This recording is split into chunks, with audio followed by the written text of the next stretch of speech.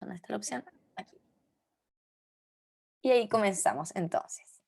Bien, para los que vayan entrando después, entonces van a poder revisar esta grabación o si no les resulta conectarse hoy día, tienen este material para ponerse al día.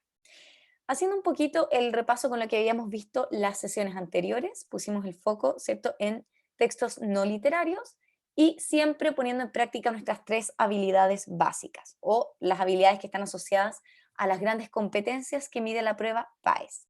Localizar o reconocer en un texto información explícita, interpretar, ¿cierto? O relacionar partes del texto dentro de un mismo fragmento y finalmente evaluar o reflexionar sobre todo el texto.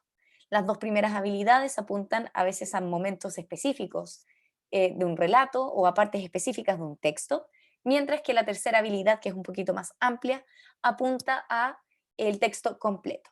Por lo tanto, siempre estamos realizando dos procesos básicos, la síntesis de un texto y el análisis de un texto. Es decir, la idea general que podemos sacar de uno de estos textos y también el análisis o la revisión, el examen a cada una de las partes por separados de ese texto. Con esos dos conceptos en mente, vamos a ver entonces hoy día texto literario, que no le hemos puesto tanto foco, así que no tenemos que descuidar las dos partes. Y después voy a dejar una pequeña guía cortita, que incluso si nos sobra tiempo podemos leerla juntos y queda respondida para la próxima sesión.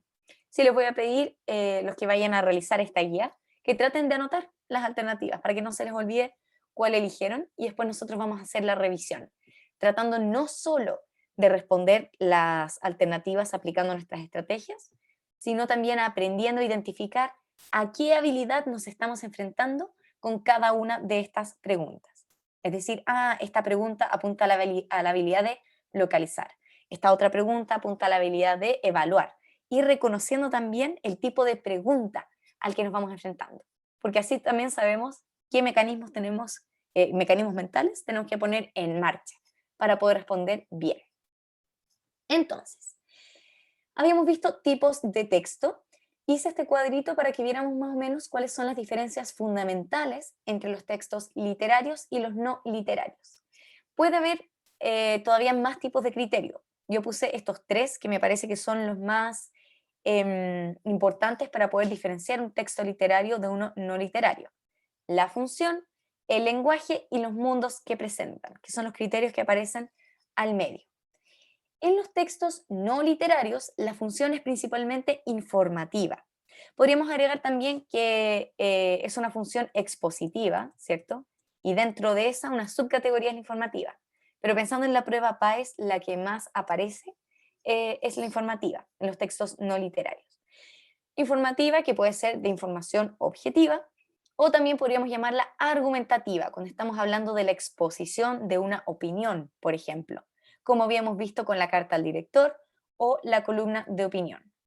Los textos literarios, en cambio, tienen una función estética. Buscan no solamente dar un mensaje o contar una historia, sino que tienen una función también de conmover, de mostrar algo de manera artística, de mostrar algo más allá de su contenido, también de su forma, ¿sí? El texto no literario prioriza exponer y el texto literario va más allá de lo que es la información. Busca que nos fijemos también en la forma del contenido que está presentando.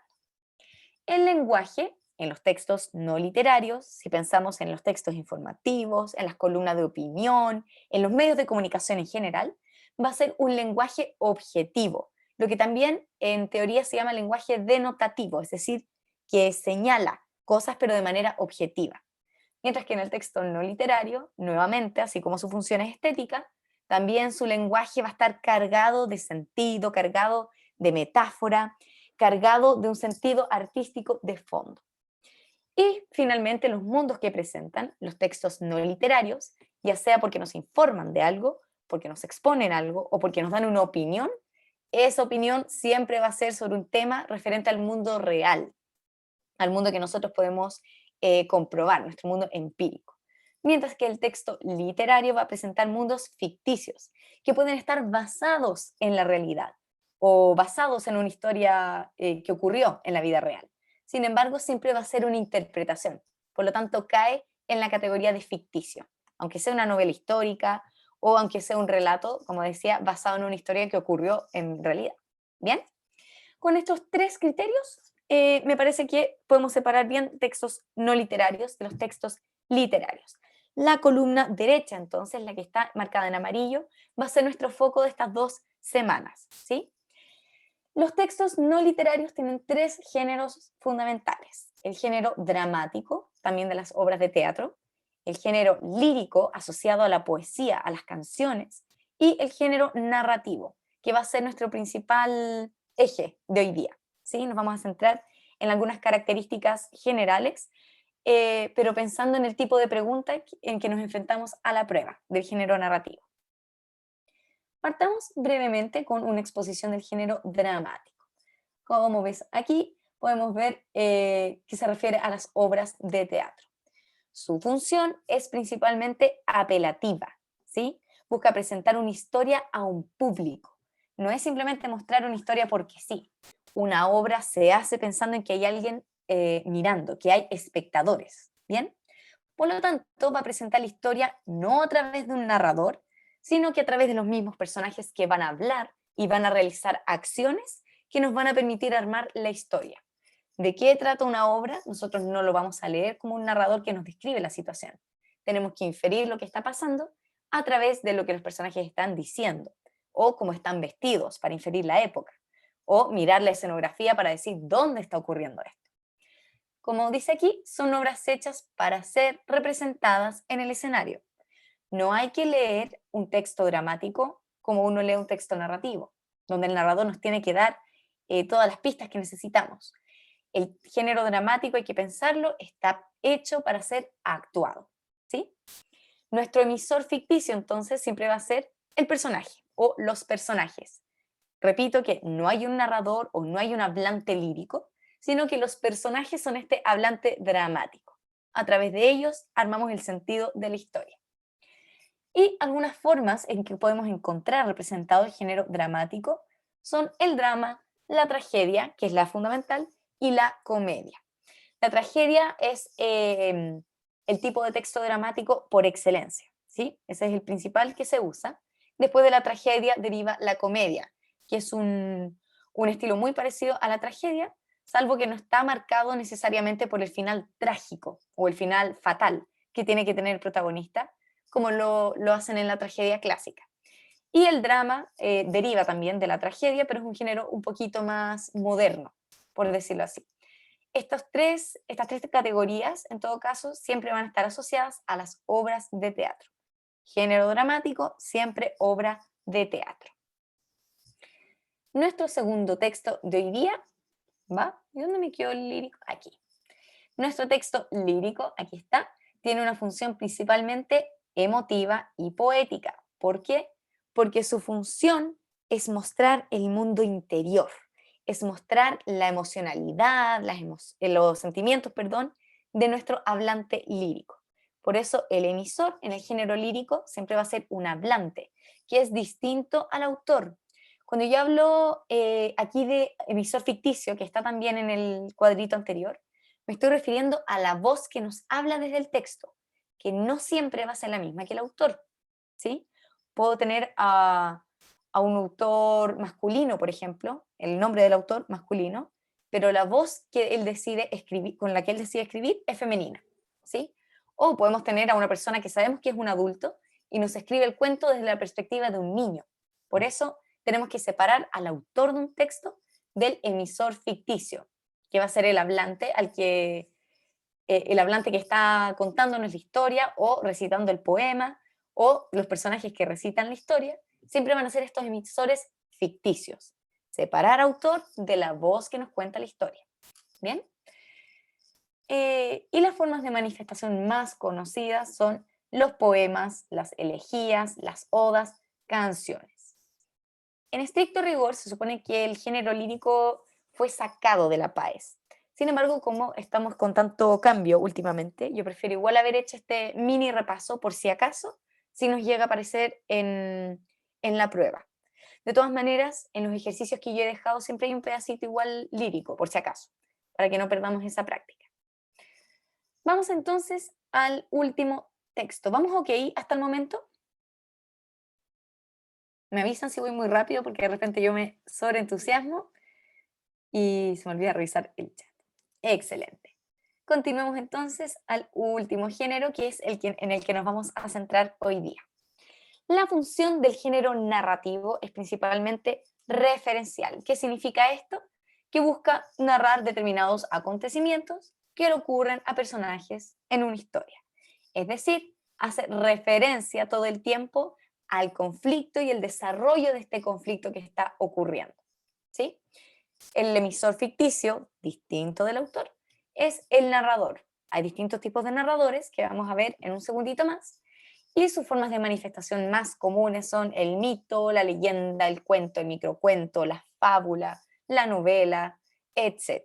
Pensemos siempre en una narración y que se suele asociar al cuento como primera manifestación. Y después podemos sacar todos los otros tipos de texto que nos recuerdan o que podemos sacar desde el cuento, el microcuento, la fábula, de una manera más extensa llega a ser una novela, ¿cierto? Todo lo que nos habla de una narración, de un relato que está ocurriendo. Un relato, para que no nos confundamos con una exposición de un sentimiento nomás, por ejemplo, siempre va a estar marcado por un conflicto. El género narrativo es una historia en donde nos cuentan que hay un conflicto ocurriendo, ¿sí? Esta es la estructura básica del texto narrativo. Y por eso tengo aquí el conflicto como su elemento central. Sin conflicto realmente no hay historia.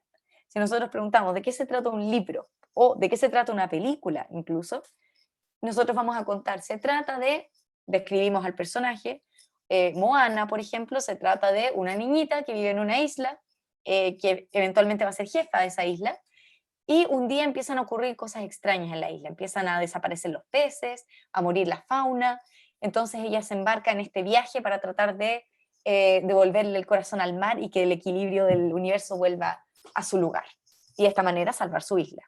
Ahí contamos el problema, sin conflicto, no hay historia. ¿Sí? Por eso le puse harto énfasis a esto. ¿Por qué? Porque si estamos aplicando análisis y síntesis en cualquier texto narrativo o en cualquier fragmento, lo primero que tenemos que hacer es decir, ¿de qué se trata? Lo hemos trabajado mucho con el texto no literario, ¿cierto? Que vemos el tema central, qué se dice sobre ese tema. En el caso del texto narrativo, el de qué se trata se va a convertir en cuál es el conflicto que ocurre o que se está desenvolviendo si estamos leyendo un fragmento. El foco en el texto narrativo, cuando hablamos de idea principal o hablamos de cuál es la síntesis, es el problema que está ocurriendo, ¿sí?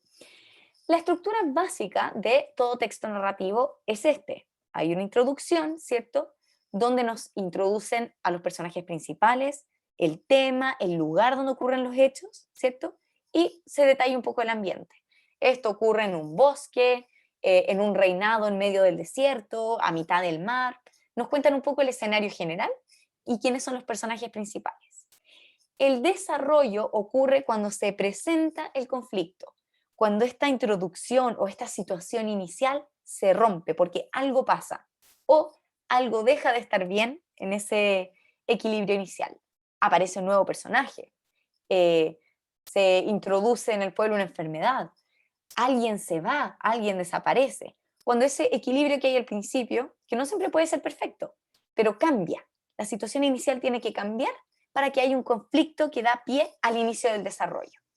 Y después este conflicto se tiene que ir desarrollando, ya sea porque se va volviendo cada vez peor o porque de a poco mejora hasta que hay un desenlace. Y ese desenlace termina de abrir este nudo, que nuevamente puede tener un final feliz, entre comillas, o terminar con un final malo para el protagonista, o un final abierto.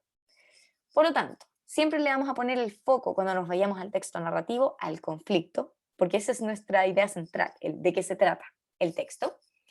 Y no siempre nos van a poner la introducción o el desenlace, pero nos tienen que poner algún problema o alguna situación conflictiva que tiene que hacer que los personajes tomen acción, que tomen decisiones, que tengan que hacer algo, porque nuevamente, sin conflicto no hay historia. Y la historia es parte de nuestro texto narrativo. ¿Bien?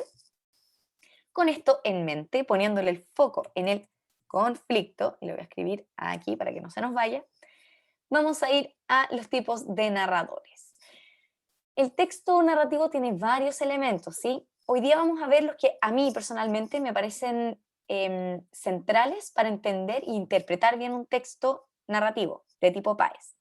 ¿Por qué? Porque en general las preguntas apuntan a interpretación del conflicto, apuntan a la actitud de los personajes, apuntan a la intención del autor o el mensaje de fondo, y para eso tenemos que entender bien por qué el autor eligió un narrador adentro de la historia o afuera de ella, por qué nos presenta cierto tipo de conflicto y por qué los personajes nos ayudan a ver también una visión de mundo que se quiere representar. Es distinto tener un narrador externo, por ejemplo, que nos está contando un misterio, a vivir el misterio desde la perspectiva de alguno de los personajes dentro de la historia. Hay uno que tiene más acceso a información que otro, por ejemplo. En los tipos de narradores podemos ver también entonces esa intención comunicativa que tiene el autor. Si quiere que el lector sepa todo lo que está ocurriendo o quiere ocultárselo. Elegir el narrador también es parte de las decisiones estéticas cuando un autor decide escribir una historia. Bueno, vamos un poquito a la teoría entonces. Para los tipos de narradores tenemos los externos y los internos. Les puse también el nombre técnico, pero ustedes aprendan a hacerlo como que está dentro o fuera de la historia. Heterodiegético significa distinto del relato, distinto de la diégesis, de la historia, ¿sí? Heterodiegético está afuera de la historia. Homodiegético está dentro del relato, está dentro del devenir de los acontecimientos. Por lo tanto, cuando hablamos de un narrador externo, puede ser omnisciente, es decir, está fuera de la historia, pero sabe todo. Omni significa el todo, el que todo lo ve, el que todo lo sabe, ¿sí? Y puede estar también afuera, pero ser objetivo, es decir, solo puede ver y describir en su narración lo que se siente o se percibe con los sentidos, ¿bien? El objetivo va a ser como una cámara que va a describir lo que se escucha, lo que los personajes dicen en voz alta, pero no puede acceder a lo que los personajes piensan, a lo que los personajes sienten, perdón, y no puede adelantarse a acontecimientos en la historia. El narrador omnisciente sí puede hacer eso, sí puede tener una descripción del tipo, no sabía que aquel era el último día que estaría vivo. Eso es hacer una predicción en el futuro. Solo un narrador omnisciente que conoce todo lo que los personajes sienten, lo que piensan y además puede adelantarse o atrasarse. Estamos hablando de el narrador tipo Dios, ¿sí? Todo lo sabe, todo lo comprende y todo lo puede adelantar además. El objetivo solo va a ser como una cámara que está describiendo lo que se ve o lo que se percibe por los sentidos. Puede describir que el narrador salió de su casa pateando el suelo. A lo mejor no puede describir los pensamientos que están pasando por su cabeza, pero nos puede dar un par de señales físicas de que está enojado. Sin embargo, no va a poder acceder a ese sentimiento interno. Si accede al mundo interior del personaje, es omnisciente. Si solo describe lo que se ve, es objetivo. ¿Bien? En cambio, el narrador interno, o sea, el narrador que está dentro de la historia, siempre va a ser un personaje. Y este personaje puede ser el principal, o sea, el protagonista, o puede ser un personaje secundario, que es el llamado testigo. No es el personaje guía de la historia, no es el personaje más importante de la historia, pero sí describe y acompaña al que es el importante y a través de él nosotros accedemos a la historia. Si lo pensamos con un ejemplo clásico, en la saga del detective Sherlock Holmes, todo está contado a través de Watson, que es su segundo al mando, podríamos decir, su ayudante, el doctor Watson. Ni siquiera él es detective, pero lo ayuda en sus casos. Y a través de él nos enteramos de todas las aventuras de Sherlock Holmes, que lleva incluso el título en los libros. Ese es un narrador testigo. Entonces, nos enfrentamos a un texto. Lo primero que nos preguntamos, ¿el narrador está dentro o fuera de la historia? Si está fuera, puede ser omnisciente, o sea que lo sabe todo, u objetivo. Si está dentro de la historia, puede ser el personaje principal o puede ser un personaje secundario que nos describe lo que le pasa al principal, pero él no es el centro de la historia. ¿Bien? El otro elemento en el que quería centrarnos, y que no me aparece aquí en la diapositiva, qué raro. Bueno, tenía que ver con las características de los personajes. Parece que me salté esa diapositiva y no existe. Qué pena. Se me olvidó subirla, lo siento para los que están aquí. La última categoría eran las características de los personajes. Más que las características físicas, quería que nos centráramos en las psicológicas, porque a través de lo que los personajes piensan o cómo actúan, nosotros podemos inferir la visión de mundo, que la visión de mundo sí es un concepto que aparece harto en este tipo de pruebas de comprensión lectora, ¿sí? Visión de mundo. ¿Cuál es la visión de la sociedad, de los roles que ellos mismos tienen en el mundo, de la visión religiosa, por ejemplo, que tienen los personajes? Se puede inferir mucho a través de su psicología. Son personajes, por ejemplo, machistas, o son personajes demasiado religiosos, son personajes muy apegados a la naturaleza, o muy egocéntricos. Nos habla mucho de la visión de mundo que se está presentando en la historia. ¿Bien? Los textos narrativos en PAES. ¿Por qué estamos viendo estos elementos? El tipo de narrador, les había comentado antes, nos permite identificar un poco qué es lo que busca el autor. Si está dentro de la historia, contado desde un personaje, por ejemplo, nos permite mucho acceder al mundo interior de esos personajes y mucho más a la psicología. Aunque el omnisciente, que también puede acceder a ese mundo interior, también nos da cuenta si nos está mostrando un mundo que el autor está criticando o nos muestra el tipo de mundo del cual el autor es parte. Es bien interesante hacer ese ejercicio en todo caso, más allá de lo que es una pregunta PAES. El otro foco que quería revisar hoy día con ustedes era la importancia del conflicto, ¿sí? Nuestro centro, cuando nos enfrentamos a un texto narrativo, es decir, de qué se trata, cuál es el problema o la situación que se tiene que resolver, ¿sí? Este es el sentido de todo relato. Nosotros leemos un texto y siempre tenemos que decir de qué trata, qué es lo que está pasando en el texto, para poder darle un sentido y responder las preguntas. Y con la diapositiva inexistente, las características de los personajes, ¿cierto? Su personalidad, su psicología, su carácter, nos permiten inferir la visión de mundo que están representando, cómo es la sociedad, cómo piensa, cuáles son los valores de la época, o qué valores el autor está criticando que están faltando en ese mundo. Recordemos que el autor puede usar una historia para criticar su sociedad, o puede usar su historia de manera libre y nosotros inferir el tipo de sociedad a la cual él pertenece, que a veces critica o a veces simplemente es parte de esa sociedad. Pero nosotros tenemos que saber darle ese sentido. ¿Bien? Con estos tres elementos, tipo de narrador, el conflicto y las características de los personajes, sobre todo las psicológicas, quiero, ¿quién está aquí? Julie, que hagamos este ejercicio juntos. En la carpeta yo dejé una guía que van a tener que trabajar para la otra semana. Vamos a partir por esa guía, así que si tampoco alcanzas a hacerla, vamos a poder contestarla en conjunto, pero lo ideal es que trates de hacer el ejercicio antes, ¿sí? Aplicando lo que vamos a hacer nosotros ahora, con un texto bien cortito. Vamos a leer un fragmento de un cuento que se llama La debutante y nos vamos a fijar en tres elementos. ¿Cuál es el conflicto? ¿Cuál es el problema? ¿O qué es lo que empieza a hacer andar la historia? ¿Qué tipo de narrador está presente? Y a través del carácter de los personajes, ¿qué visión de mundo presenta este texto sobre la jerarquía social? Preguntando específicamente sobre la jerarquía social, el orden que presenta esta sociedad. Conflicto, narrador y características. ¿Estamos listos o hay alguna duda antes de continuar con el pedacito de texto?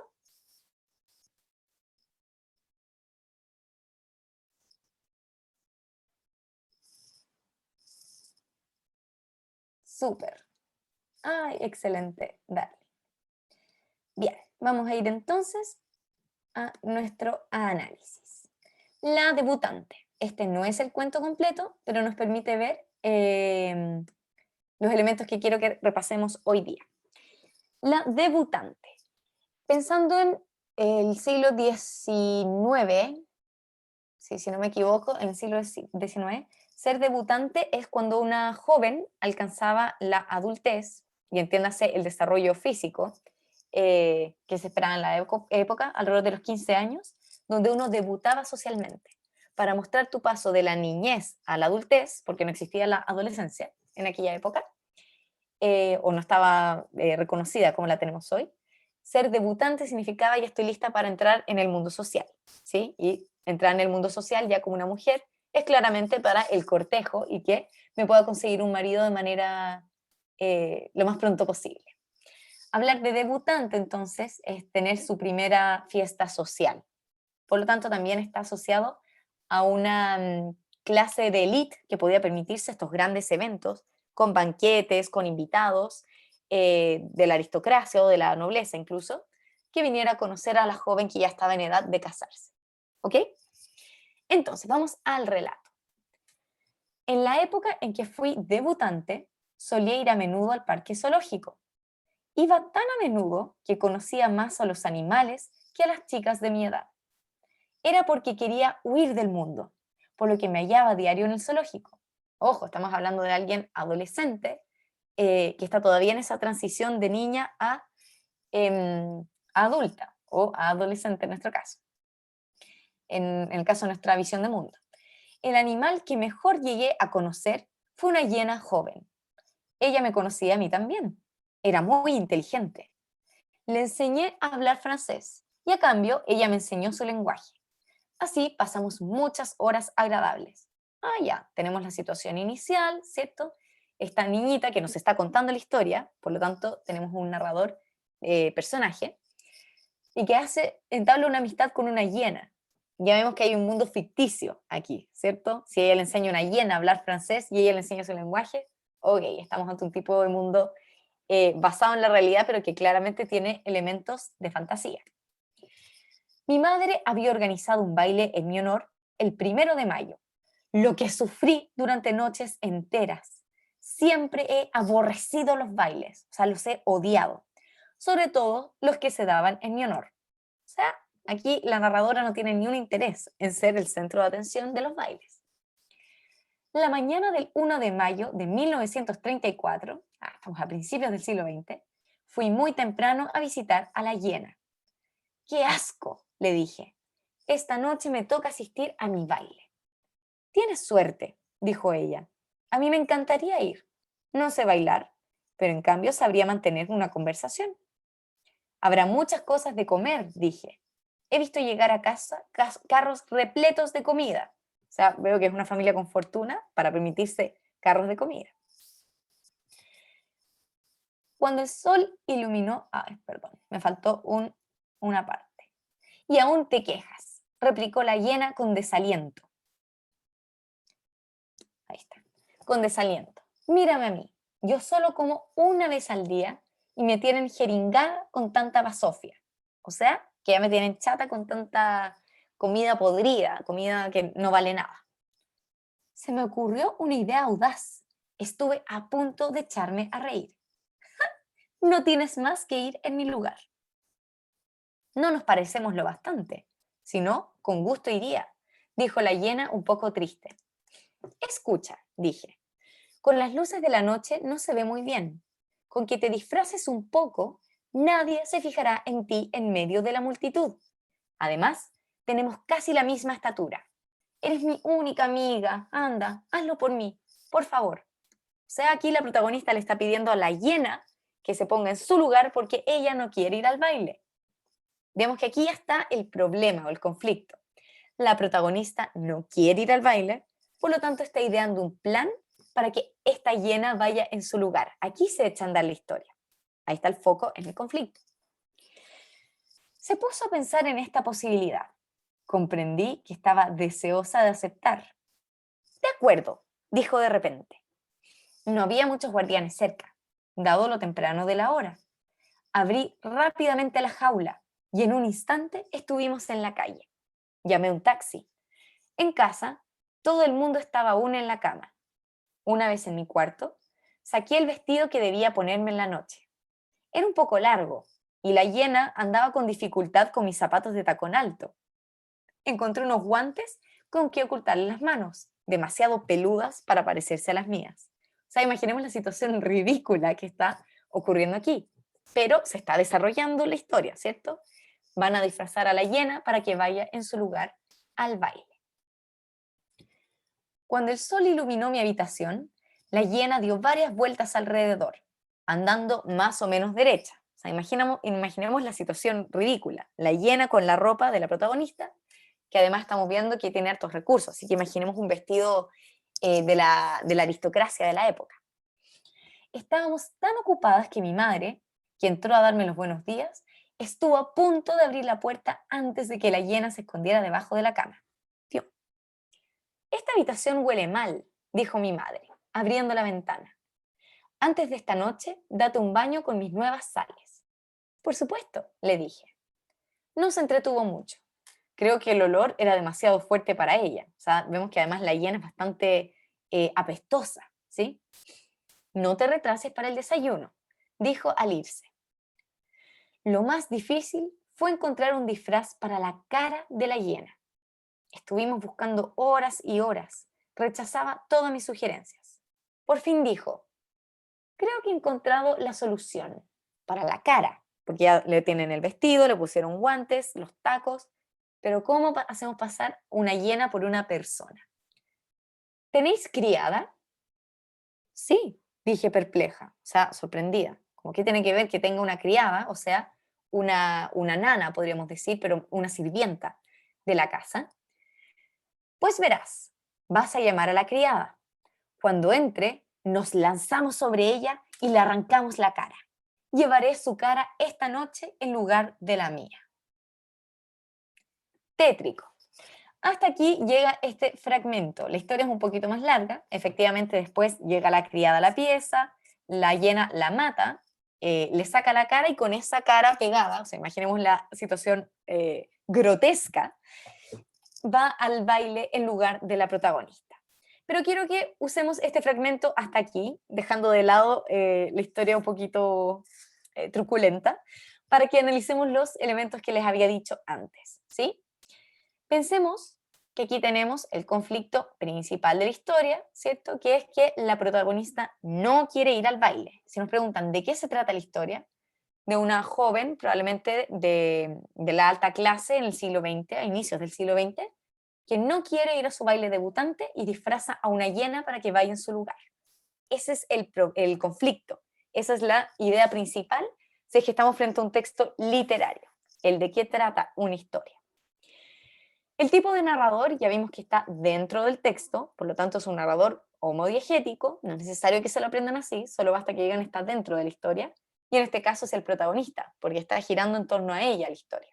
De ella es la casa, de ella es el baile, de ella es el problema que ella está tratando de solucionar disfrazando a la hiena de sí misma. ¿Qué es lo que más me importa de esto? Las características de los personajes. Si pudiéramos, antes de ir a la visión de mundo sobre la jerarquía social, ¿cómo podríamos describir a la hiena? Jueguensela con un par de palabras. Si pudiéramos dar un par de características de la hiena, ¿con qué nos quedamos? ¿Por qué la hiena quiso ir a la historia? ¿Qué la convenció de ir?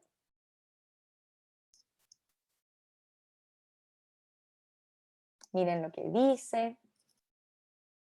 La comida, ¿cierto? Podemos ver que la hiena es un personaje hambriento, ¿cierto? Hiena es hambrienta.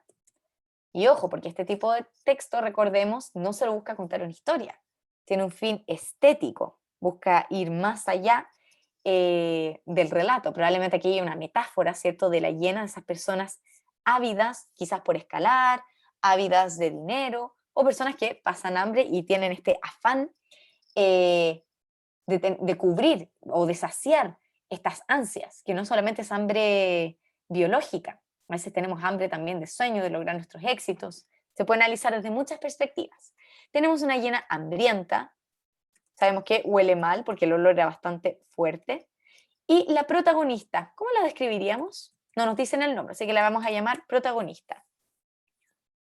¿Cómo es esta protagonista?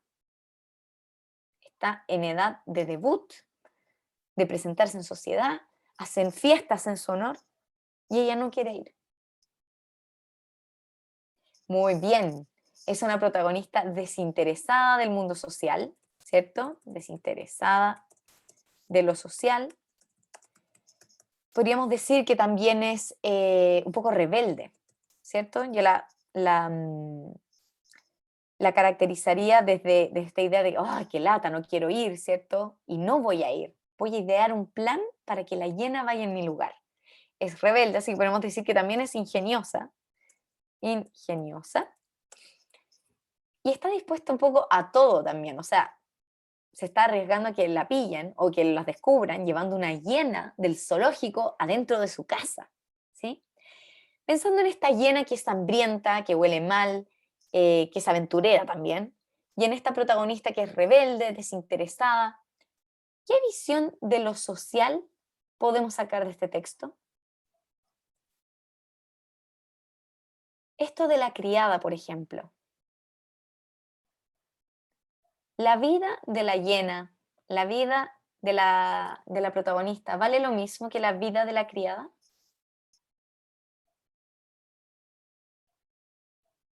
¿Cómo se ve la servidumbre en este cuento? ¿Cierto, Julie? Aquí no valen lo mismo sus vidas. Aquí estamos viendo una visión de mundo donde no sabemos si el autor está criticando o mostrándolo de esta manera. Aquí los sirvientes como que fueran un objeto más. ¿Qué podemos hacer para que no te descubran? Ah, tienes una criada, matémosla y le sacamos la cara y yo me la llevo puesta durante la noche. Como si estuviéramos hablando de sacar una florcita para decorarme el pelo. Hay una visión de mundo aquí que representa la desigualdad en el valor que hay entre una persona de la aristocracia y su servidumbre. Aquí claramente la servidumbre se ve como parte del inmobiliario, de objetos. Se ve una servidumbre desechable, incluso podríamos decir. Pero no es con personajes cualquiera. Es con un personaje, por un lado, la hiena, que representa la avidez, que representa el derroche. Incluso si lo vemos en la cultura actual, podríamos decir quiénes son los malos en El Rey León, además de Scar, por ejemplo. Las hienas que van, que consumen, ¿cierto? Sin importar lo que se pasa a llevar alrededor de esas mismas personas. En este caso estamos hablando de la vida de una criada. Y fíjense, para la protagonista, que es la que nos cuenta la historia, y el eje está en torno a ella, para la protagonista vale más su capricho de no querer ir a la fiesta que la vida de su sirvienta. Vemos una visión de mundo entonces donde la jerarquía social no valora la vida de las personas de distintas clases sociales. La servidumbre está vista como un elemento desechable. El capricho de la protagonista es más importante que la vida de otra persona. Exactamente, Julie. Por lo tanto, estamos viendo que aquí no solo nos están contando una historia, que es un poco loca, ¿cierto? Honestamente es macabra, porque esto de sacarle la cara a alguien y en una hiena y ponérsela para ir a una fiesta es entre ridículo y macabro, honestamente. Pero siempre hay un mensaje de fondo. Recordemos que los textos literarios tienen una función estética. Y quiero que volvamos a esto. El lenguaje está cargado de sentido, a veces de manera explícita y otras veces desde una historia que puede ser entretenida, pero al final se está haciendo crítica. ¿Sí? Pensemos que está ambientado además en 1934, o sea, han pasado casi 100 años y esto nos demuestra también una visión o que se está criticando o que se está dejando entrever por cómo se escribe en la época. ¿Bien? Entonces, para los tipos de los textos narrativos, dentro de los literarios estamos poniendo foco en los narrativos. Cuando veamos este tipo de texto en las guías de comprensión lectora o en la prueba PAES, el foco tiene que ir en el conflicto para poder decir de qué se trata la historia y después nos vamos a los elementos que conforman el género narrativo.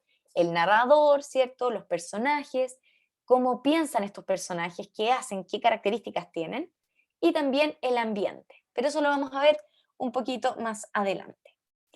Para entender el sentido general del texto, tenemos que centrarnos entonces en el conflicto, los personajes y sus características generales.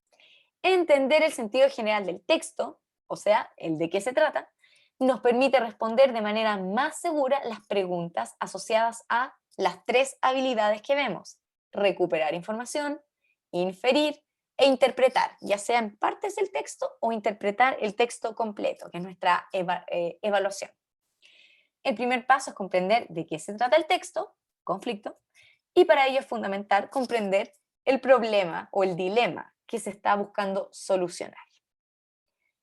Ya, para la guía de aplicación, esta es bien cortita, ¿sí? Es un fragmento también de un texto que está en la carpeta Drive. Esta es la sesión 9, se las voy a dejar escrita acá.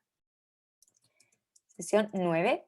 La próxima clase vamos a partir revisando la guía. Ideal, chicas, que la hagan en sus casas antes de la sesión. Si no, les invito a leerla por lo menos y las preguntas las vamos a responder corrigiendo a los que las hayan respondido y los que no pueden llegar ese día de todas maneras y lo vamos a leer em, para ponerle foco al tipo de texto, que es claramente narrativo, o sea, centrarnos en de qué se trata, quiénes son los personajes, cuál es la visión de mundo que se presenta. Y quiero que empecemos a acostumbrarnos a identificar en las preguntas a qué habilidad apunta. A recuperar información, o sea, localizarla, a interpretarla o a evaluar el texto completo. ¿Bien? Vamos a usar este tiempo, yo les había pedido si podíamos terminar un poquito antes por el cumpleaños, y pueden usar estos 15 minutos para leer ese texto por mientras, pero la próxima sesión vamos a comenzar revisando las preguntas. Son poquitas, creo que unas 5 y con alternativa. Así que ideal que las puedan anotar antes de nuestra próxima clase para que lleguemos con dudas si tienen y ver cómo vamos con nuestro avance en comprensión lectora. ¿Bien? Excelente. Ya, chicas, llegamos al final de esta sesión, entonces les agradezco que me hayan permitido terminar 10 minutitos antes por este evento. Y cualquier cosa, recuerden que me pueden escribir también por el chat, el WhatsApp, perdón, que tenemos de esta sesión, si están realizando algún otro preuniversitario o dudas generales de comprensión lectora. Voy a dejar hasta aquí la grabación para que puedan revisarla después y ponerse al día los que no pudieron asistir.